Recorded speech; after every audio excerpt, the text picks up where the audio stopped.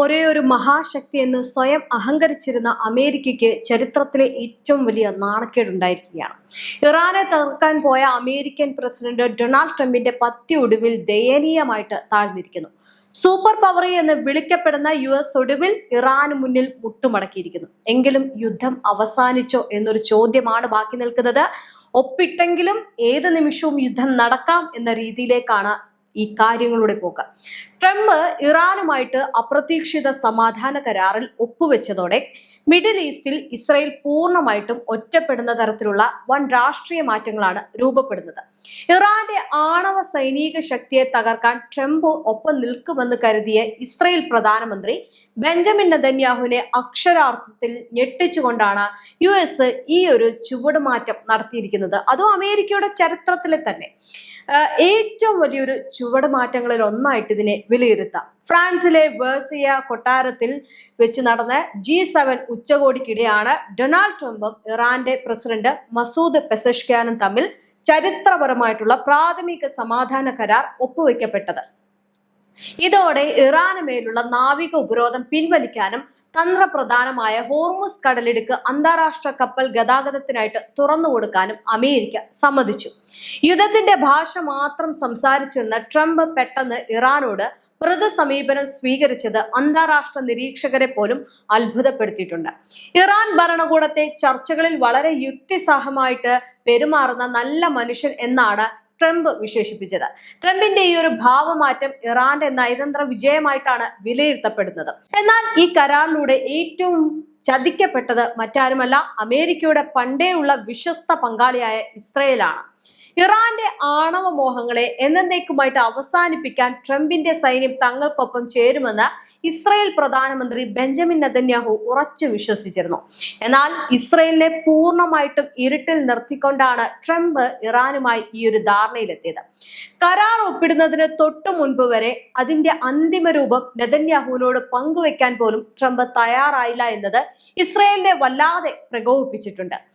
America തങ്ങളെ പിന്നിൽ നിന്ന് കുത്തിയെന്ന വികാരമാണ് ഇപ്പോൾ ഇസ്രായേൽ രാഷ്ട്രീയത്തിൽ പുകയുന്നത്. ഈ അമേരിക്കൻ ചതിക്ക് മുന്നിൽ നെതന്യാഹു വെറുതെ ഇരിക്കുമോ എന്നതാണ് ഇപ്പോൾ ഉയർന്ന പ്രധാന ചോദ്യം എന്ന് പറയുന്നത്. കാരണം യുദ്ധം തുടങ്ങിയത് ഇരു രാജ്യങ്ങളും ഒരുമിച്ചായിരുന്നു. ആക്രമണം സംയുക്തമായിട്ട് നടത്തിയപ്പോഴും അവരുടെ നീക്കങ്ങളും പ്ലാനിങ്ങുകളും എല്ലാം ഒരുമിച്ചായിരുന്നു. പക്ഷെ യുദ്ധത്തിൽ അമേരിക്കയ്ക്ക് അടിയറവ് പറയേണ്ടി വന്ന സാഹചര്യത്തിൽ ട്രംപ് ഈ ഒരു യുദ്ധം നിർത്താൻ വേണ്ടി ശ്രമിച്ചപ്പോഴും നെതന്യാഹു യുദ്ധം നീട്ടിക്കൊണ്ടുപോകാൻ ആഗ്രഹിച്ചിരുന്നു. അവസാനം ട്രംപിന്റെ എല്ലാ പണിയും എടുത്ത് എല്ലാ അടവും എടുത്ത് യുദ്ധം മുന്നോട്ട് കൊണ്ടുപോകാൻ നോക്കിയെങ്കിലും പരാജയമായിരുന്നു. അങ്ങനെയാണ് ഈ ഒപ്പിൽ ഈ മുട്ടുമടക്കിക്കൊണ്ട് ട്രംപ് ഈ ഒപ്പിടേണ്ടി വന്നത്. അങ്ങനെ അത് ട്രംപിനെ സംബന്ധിച്ചിടത്തോളം വലിയൊരു നീക്കമാണെങ്കിലും നെതന്യാഹുവിനെ സംബന്ധിച്ച് അങ്ങനെയല്ല. നെതന്യാഹുവിനിൽ നിന്ന് പല കാര്യങ്ങളും ഒളിച്ചു വെക്കുന്നു, വാക്പോരുകൾ ഉണ്ടാകുന്നു, ഇരുവർക്കും ഇടയിൽ ഭിന്നത ഉണ്ടാകുന്നു. അങ്ങനെ ഒറ്റപ്പെട്ട ഒരു സാഹചര്യം ഇസ്രായേലിൽ ഉണ്ടാകുന്നു. എന്തായാലും ഈ ഒരു കരാറിലേക്ക് ട്രംപിനെ നയിച്ചത് അമേരിക്ക നേരിടുന്ന കടുത്ത ആഭ്യന്തര സാമ്പത്തിക പ്രതിസന്ധികളാണ്. മിഡിൽ ഈസ്റ്റിൽ ഇനിയൊരു നീണ്ട യുദ്ധത്തിലേക്ക് പോയാൽ അത് ലോക സാമ്പത്തിക രംഗത്തെ തകർക്കുമെന്നും അമേരിക്കൻ വിപണിയെ ബാധിക്കുമെന്നും ട്രംപ് തിരിച്ചറിഞ്ഞു. എണ്ണവില കുതിച്ചുയരുന്നത് തടയാൻ ഹോർമുസ് കടലിടുക്ക് തുറക്കുക മാത്രമായിരുന്നു ട്രംപിന് മുന്നിലുണ്ടായിരുന്ന ഏക വഴി. ഈ ഒരു കരാറിലേക്ക് ട്രംപിനെ നയിച്ചത് അമേരിക്ക നേരിടുന്ന കടുത്ത ആഭ്യന്തര സാമ്പത്തിക പ്രതിസന്ധികളാണ്. മിഡിൽ ഈസ്റ്റിൽ ഇനിയൊരു നീണ്ട യുദ്ധത്തിലേക്ക് പോയാൽ അത് ലോകത്തെ സാമ്പത്തിക രംഗത്തെ തകർക്കുമെന്നും അമേരിക്കൻ വിപണിയെ ബാധിക്കുമെന്നും ട്രംപ് തിരിച്ചറിഞ്ഞു. എണ്ണവില കുതിച്ചുയരുന്നത് തടയാൻ ഹോർമുസ് കടലിടുക്ക് തുറക്കുക മാത്രമായിരുന്നു ട്രംപിന്റെ മുന്നിലുണ്ടായിരുന്ന ഏക വഴി. എന്നാൽ ലെബനിലെയും മറ്റ് മേഖലകളിലെയും ഇസ്രായേലിന്റെ സൈനിക നീക്കങ്ങൾ ഈ ഒരു കരാറിന് വലിയ ഭീഷണിയാണ് നൽകിയത്. ലെബനാനിൽ ഇസ്രായേൽ നടത്തുന്ന ആക്രമണങ്ങൾ ഉടനടി അവസാനിപ്പിക്കണമെന്ന് ട്രംപ് നെതന്യാഹുവിനോട് കർശനമായിട്ട് ആവശ്യപ്പെട്ടിരുന്നു. അനാവശ്യമായിട്ട് കെട്ടിടങ്ങൾ ബോംബിട്ട് തകർക്കരുത്, അത് നിർത്തണമെന്നും ഇസ്രായേൽ കൂടുതൽ ഉത്തരവാദിത്വത്തോടെ പെരുമാറണമെന്നും ട്രംപ് പരസ്യമായിട്ട് പറഞ്ഞത് ഇസ്രായേലിനെ കൂടുതൽ ചൊടിപ്പിച്ചു. ട്രംപും നെതന്യാഹുവും തമ്മിലുള്ള ഫോൺ സംഭാഷണങ്ങൾ വളരെ രൂക്ഷമായിട്ടുള്ള തർക്കങ്ങളിലേക്കാണ് നീങ്ങുന്നത്. നെതന്യാഹുവിന് യാതൊരു വിവേകവുമില്ല എന്നും യുദ്ധഭ്രാന്താണ് എന്നുമാണ് ട്രംപ് സ്വകാര്യ സംഭാഷണങ്ങളിൽ ആക്രോശിച്ചത്. അമേരിക്കൻ പിന്തുണ ഇല്ലായിരുന്നെങ്കിൽ നെതന്യാഹു ഇപ്പോൾ അഴിമതി കേസിൽ ജയിലിൽ കിടക്കേണ്ടി വരുമായിരുന്നു എന്നും ട്രംപ് പറഞ്ഞതായിട്ട് അന്താരാഷ്ട്ര മാധ്യമങ്ങൾ റിപ്പോർട്ട് ചെയ്തു. ഇത് ഇസ്രായേലിന് അടിച്ച ഏറ്റവും വലിയ തിരിച്ചടിയാണ്. അമേരിക്കയും ഇസ്രായേലും തമ്മിലുള്ള ബന്ധം ഇത്രയധികം വഷളായ ഒരു കാലഘട്ടം മുൻപുണ്ടായിട്ടില്ല. തങ്ങൾ വലിയ പങ്കാളിയും ഇസ്രയേൽ വെറും ഒരു ചെറിയ പങ്കാളിയുമാണെന്ന്, ഇസ്രയേൽ ചെയ്യുന്ന എല്ലാ കാര്യങ്ങൾക്കും അമേരിക്കയോട് അനുവാദം ചോദിക്കണമെന്ന് പറഞ്ഞ ട്രംപ് നെതന്യാഹുവിനെ പരസ്യമായിട്ട് അപമാനിക്കുക വരെ ചെയ്തിരുന്നു. ഈ ഒരു സാഹചര്യത്തിലാണ് ഇസ്രയേലിന്റെ അടുത്ത നീക്കം എന്തായിരിക്കുമെന്നത് നിർണായകമാകുന്നത്. അമേരിക്കയ്ക്ക് മുന്നിൽ പൂർണ്ണമായിട്ട് മുട്ടുമടക്കാൻ നെതന്യാഹു തയ്യാറല്ല.